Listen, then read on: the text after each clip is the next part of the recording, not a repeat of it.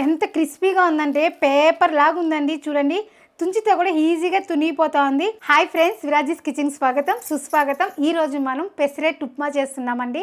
దానికి కాంబినేషన్గా road side దొరికే అల్లం చట్నీ, అలాగే గట్టి పల్లి చట్నీ చేస్తున్నామండి. ఈ రెండింటికి పెసరెట్ ఉప్మా అనేది సూపర్ కాంబినేషన్ అండి. తినే కొద్దికి ఇంకా తినాలనిపిస్తుందండి, అంత బాగుంటుందండి. ఈ పెసరెట్ ఉప్మా కూడా అప్పటికప్పుడు చేసుకునే ఫాస్ట్ రెసిపీ అండి. ఇది రాత్రి నానబెట్టామా, పొద్దున్న రుబ్బామా, పెసరెట్లు వేసుకున్నామా, అంతే అండి, సింపుల్ గా అయిపోతుంది. ఇంకెందుకు ఆలస్యం, మాట్లాడుతూ ఆటలాడుతూ చేసేద్దాం, చూసేద్దాం రండి. ముందుగా పెసరట్టికి నానబెట్టుకుందాం రండి. దానికి కావాల్సింది రెండు ఐటమ్స్ అండి, పెసళ్ళు అలాగే బియ్యం. ఈ రెండే అండి కావాల్సింది. 1 కప్పు పెసళ్ళు, ఈ కప్పులోనే 1/2 కప్పు బియ్యము.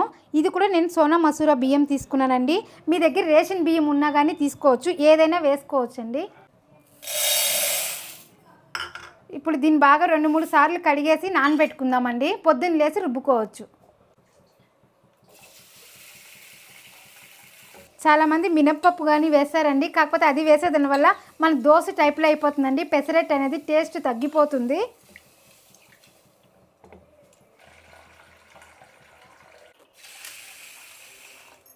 ఇలా పిల్లలకి అప్పుడప్పుడు చేయించినామంటే హెల్తీగా ఉంటుందండి.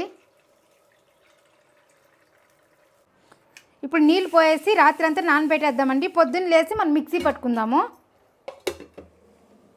పొద్దున్న చూద్దాం. నైట్ నానబెట్టాం కదండి, ఇప్పుడు చూద్దాం రండి. చూడండి, పెసలు అనేది బాగా నానిందండి. మనం వేసినప్పుడు చిన్నగా అనిందండి, నానే ఉంది. చూడండి ఎంత పెద్దగా అయినాయో. ఇప్పుడు ఈ నీళ్ళు వంచేద్దామండి, మనం వేరే నీళ్ళు వేసుకుందాము. ఈ పెసలు రుబ్బుకునే ముందర మనం 2 పచ్చిమిర్చి వేసుకుందామండి.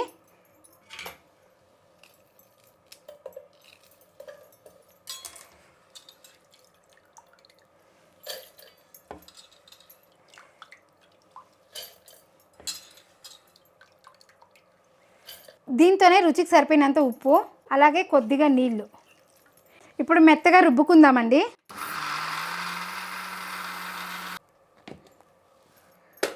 చూడండి, మిక్సీ పట్టేసాము. ఈ మాత్రం నున్నగా ఉండాలండి. ఇంత పలుసగా చేసామండి. మనం వేసుకునేటప్పుడు మనకి చాలా తిక్కుగా ఉందంటే నీళ్ళు వేసుకోవచ్చండి.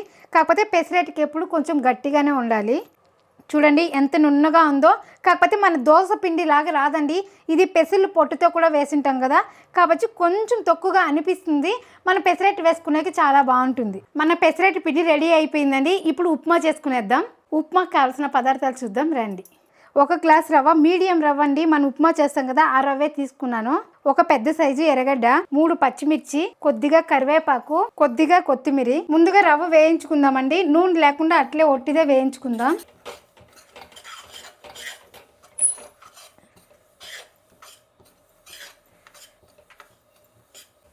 మన కడాయి బాగా వేడెక్కినాక పెట్టినట్లయితే ఒక 3-4 నిమిషాల్లో మన రవ్వ అనేది వేగిపోతుందండి. కాకపోతే ఇలా కలుపుతూ ఉండాలండి. అలానే వదిలినామంటే కింద రవ్వ అనేది బ్లాక్గా అయిపోతుందండి, బాగా వేగిపోయి. చూడండి, రవ్వ అనేది వేగిపోయింది. మనకు రవ్వ వేగేది కూడా ఎలా కానీ డౌట్ చాలా మందికి ఉంటుందండి. వేసినప్పుడు ఒక కలర్ ఉంటుందండి, వేగిపోయినాక ఇలా కనిపిస్తుందండి, కొంచెం తెల్లగా. చూసారా? ఇప్పుడు రవ్వ వేగిపోయింది. ఇప్పుడు ప్లేట్లోకి తీసుకునేద్దాం. ఇప్పుడు ఆయిల్ వేసుకుందాం. ఎర్రగడ్డలు కూడా కడిగి కట్ చేసుకునేద్దామండి. ఎర్రగడ్డలు మామూలుగా సాంబార్ కట్ చేసినట్లు కట్ చేయకూడదండి, నేను ఇక్కడ సన్నగా కట్ చేస్తున్నాను. ఇలా పొడిగా కట్ చేసుకున్నామంటే మన ఉప్మాలో బాగా కలిసిపోతుంది. పచ్చిమిర్చి కట్ చేసుకుందాము. ఇలా పొడువుగా వేసేసి దీన్ని 2గా వేస్తున్నాను. ఇలా ఆయిల్ వేడెక్కింది, ఆవాలు వేసుకుందాం. కొద్దిగా శనగపప్పు. ఇప్పుడు ఎర్రగడ్డలు వేసుకుందాం. పచ్చిమిర్చి కూడా వేసేస్తున్నా.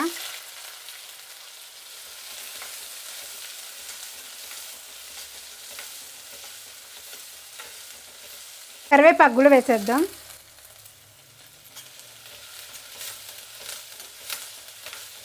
ఇలానే ఉప్మా ఇంట్లో చేసుకున్నట్లుంటే ఇలానూ చేసుకోవచ్చండి పొద్దున్న బ్రేక్ఫాస్ట్కి.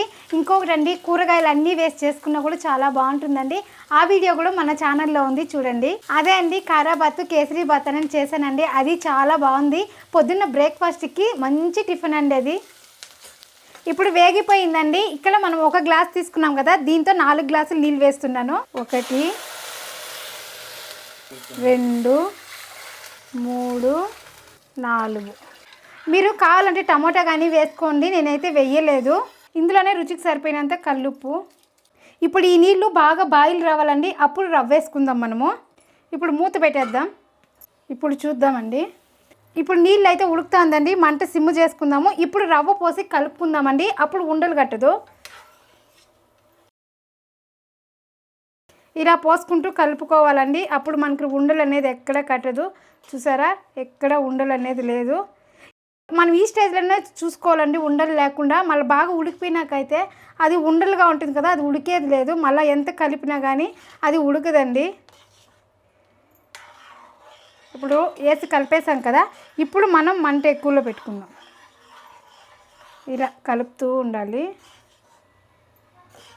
ఇప్పుడు ఇది ఉడికే స్టార్ట్ అవుతుంది, అప్పుడు మనము మంట తక్కువలో పెట్టేసి మూత పెట్టేద్దాం. 1 నిమిషం మూత పెట్టుకుందామండి. ఈ తేమంతా లాగేస్తుందండి. మళ్ళీ ఒకసారి కలుపుకున్నా అంటే మళ్ళీ ఒక 2 నిమిషాలు పెట్టేస్తే మన ఉప్మా రెడీ అయిపోతుంది. 1 నిమిషం తర్వాత చూసారా, తేమంతా బాగా లాగేసింది. మనము 1 గ్లాసుకి 4 గ్లాసులు నీళ్ళు పెట్టుకునే దానివల్ల ఇట్లా మెత్తగా వస్తుందండి. ఇప్పుడు కొత్తిమీర చల్లుకుందాం.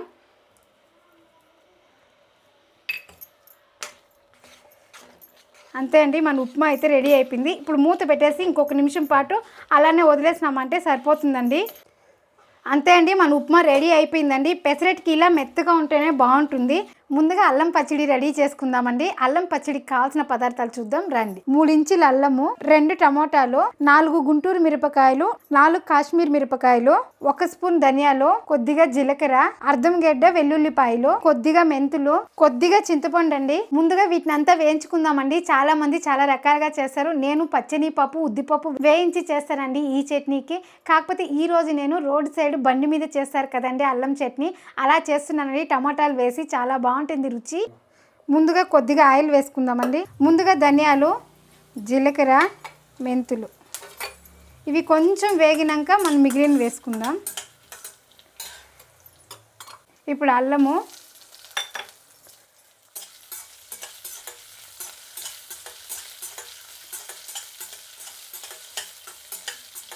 ఈ మాత్రం కొద్దిగా వేగిన తర్వాత మిరపకాయలు వేసుకుందాం. గుంటూరు మిరపకాయలు, కాశ్మీర్ మిరపకాయలు 2 ఒకేసారి వేసుకునేయాలి.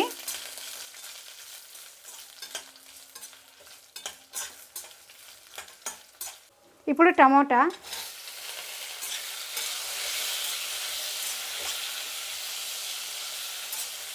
మీరు ఈ స్టేజ్లో టమోటా ఇంకా ఒకటి వేసుకోవాలన్నా వేసుకోవచ్చండి. ఈ టమాటాలు బాగా మగ్గాలి. ఇప్పుడు తెల్లగడ్డలు వేసుకుందాం. ఇది కొంచెం మగ్గినాక చింతపండు వేసుకుందామండి. ఇది మగ్గేదానికి కొద్దిగా కల్లుప్పు వేసుకుందాం.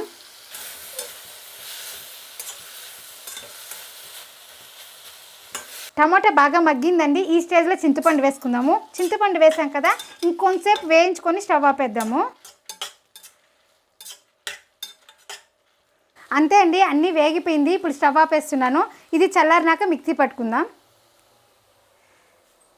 ఈ అల్లం చట్నీతో పాటు గట్టి పల్లి చట్నీ ఉంటే ఇంకా బాగుంటుందండి. ఆ పల్లి చట్నీ ఎలా చేసుకోవాలో దానికి కావాల్సిన పదార్థాలు చూద్దాం రండి. పల్లీలు 1 కప్పు, పచ్చిమిర్చి 5, వెల్లుల్లి రెబ్బలు 6, ఒక చిన్న ఎర్రగడ్డ, కొద్దిగా చింతపండు, అలాగే కొద్దిగా కొత్తిమీర. హోటల్లో అయితే గాన వాళ్ళు నూనె వేసి వేయించుతారండి, అలాగే పుట్నాల పప్పు వేస్తారండి. ఎందుకంటే క్వాంటిటీ ఎక్కువ కావాలి కదా, అందుకనేసి ఇక్కడ మనము ఒట్టి పల్లీలతోనే చేసుకుంటున్నామండి. అది కూడా నూనె వేయకుండా అలానే వేయించి చేస్తున్నాము. ముందుగా ఈ పల్లీలు వేయించుకుందామండి. ఇందులోనే పచ్చిమిర్చి కూడా వేసుకుందాము. నూనె లేకుండా ఇలా పల్లీలతో పాటు పచ్చిమిర్చి వేయించుకున్నట్లయితే పచ్చి వాసన రాదండి, బాగుంటుంది చట్నీ. చూడండి, ఇలా వేయించుకోవాలి. వేయించేటప్పుడు కూడా చూసారా సౌండ్ వస్తుంది పల్లీలో. అప్పుడు మన పల్లీలు అనేది బాగా వేగినట్లండి. ఇంకొక కొంచెంసేపు వేయించుకుందాము. ఇలా కలుపుతూ ఉండాలండి, లేదంటే మాడిపోతుంది. ఇప్పుడు ఈ మాత్రం వేగింది, సరిపోతుంది. స్టవ్ ఆపేస్తున్నానండి. చూడండి, పచ్చిమిర్చి కూడా ఇలా వేగిందండి, అప్పుడు మనకు పచ్చివాసన అనేది రాదు. అల్లం చట్నీ చల్లారిపోయిందండి, మిక్సీ పట్టేద్దాం. కొద్దిగా బెల్లం వేస్తున్నాను. ఇప్పుడు మెత్తగా రుబ్బుకునేద్దాం.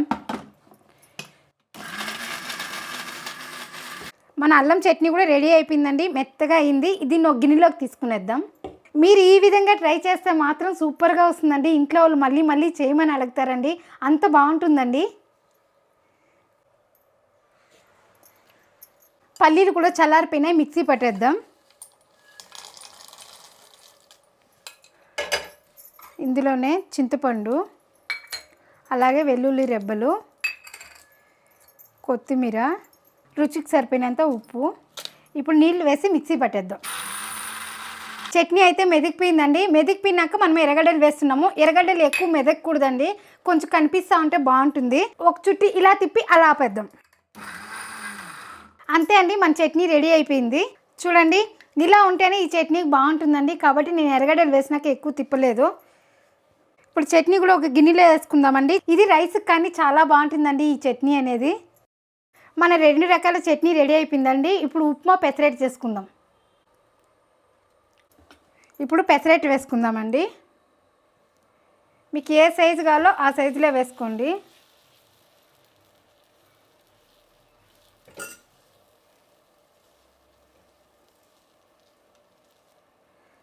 ఇప్పుడు ఆయిల్ వేసుకుందాము. మీరు నెయ్యి కానీ వేసుకోవచ్చండి, ఏదైనా వేసుకోవచ్చు. ఇది కొంచెం బాగా కాలినాక ఉప్మా పెట్టుకుందామండి. చూడండి, మన పెసరట్టు బాగా కాలింది. ఇప్పుడు ఉప్మా పెట్టుకుందాము. ఉప్మా కూడా ఇలా స్ప్రెడ్ చేసుకుందామండి.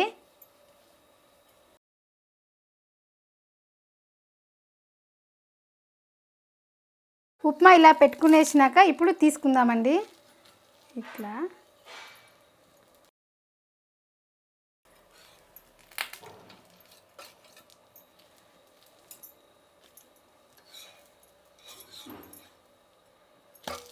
చూసారండి, మన పెసరట్టు చాలా బాగా వచ్చింది. ఇప్పుడు ప్లేట్లోకి తీసుకునేద్దాం. ఇలా ఎర్రగడ్డతో దుద్దుకుందామండి. ఇప్పుడు పెసరట్టు వేసుకుందాము.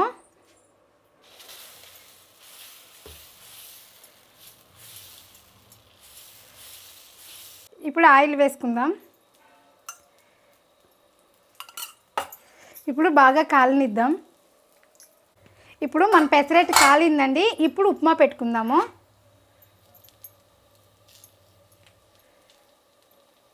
మీకు ఎక్కువ కావాలంటే కూడా ఎక్కువ పెట్టుకోండి. ఇప్పుడు కాలింది.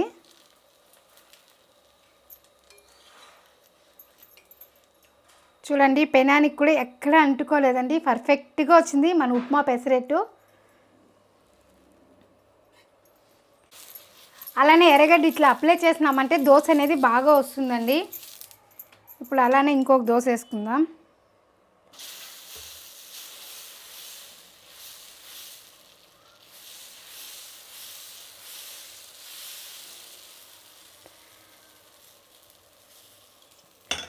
ఇప్పుడు పైన కొద్దిగా ఆయిల్. మనం పెసరట్టు వేసేస్తేనే పైన అనేది పిండి అనేది ఉండదండి, బాగా వేగినట్లే కనిపిస్తుంది. అలానే తీసేసినట్లయితే పెసిళ్ళు కదా, పిల్లలకి కడుపు నొప్పి వచ్చే ఛాన్స్ ఉందండి. కాబట్టి కొంచెం బాగా రోస్ట్ అయ్యేలాగా కాల్చుకున్నామంటే పిల్లలు తిన్నా కానీ ఏమీ అవదండి. పెసిళ్ళు కూడా హెల్త్కి చాలా మంచిది, కాబట్టి అలా కాల్చుకోండి.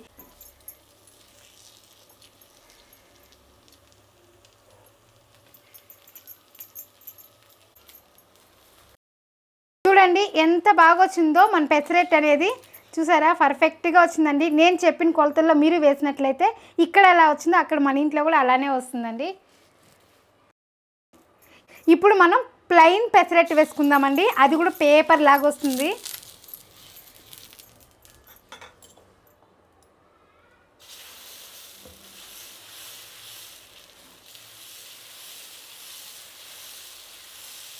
మనం ఇంకొంచెం పిండి ఎక్కువ తీసుకున్నట్లయితే పెనుమంతా కూడా వస్తుందండి. నేను మీడియంగానే వేసాను. ఇప్పుడు దీన్ని కూడా బాగా రోస్ట్ చేసుకుందాం. ఆయిల్ వేసుకుందాం. చూడండి, మనం వేసానే పిండి అనేది ఎక్కడే కనిపించలేదండి, మధ్యలో తప్ప. అది పిండి అంతా తేమ ఈడ్చుకున్నట్లే కనిపిస్తుంది, కాకపోతే కాలదండి. ఇలా పెట్టుకొని కొంతసేపు కాల్చుకోవాలి. చూడండి, పెసరట్టు బాగా కాలింది. పేపర్ లాగా వచ్చిందండి పెసరట్టు అనేది. చూడండి, మన ఉప్మా పెసరట్టు అనేది మంచిగా గోల్డ్ కలర్లో వచ్చిందండి, చాలా బాగా వచ్చింది. మీకు ఉప్మానే కాకుండా ఆనియన్ అంతా మాకు ఇష్టమవుతుందంటే మీరు ఆనియన్ అవన్నీ వేసుకొని చల్లుకొని కూడా చేసుకోవచ్చండి, అది బాగుంటుంది. కాకపోతే నేను ఇక్కడ ఉప్మా పెసరట్టు మాత్రమే చూపిస్తున్నాను. ఇప్పుడు టేస్ట్ చూద్దామండి. ముందుగా గట్టి పల్లీ చట్నీ. చూడండి, ఎర్రగడ్డలు కూడా అలానే కనిపిస్తుంది కదా. అలాగే అల్లం చట్నీ. ఇప్పుడు టేస్ట్ చూద్దామండి. ఉప్మాతో కూడా తుంచుకోవాలండి, అప్పుడే చాలా బాగుంటుంది. చూసారా? ఇప్పుడు గట్టి చట్నీలో టేస్ట్ చూద్దాం.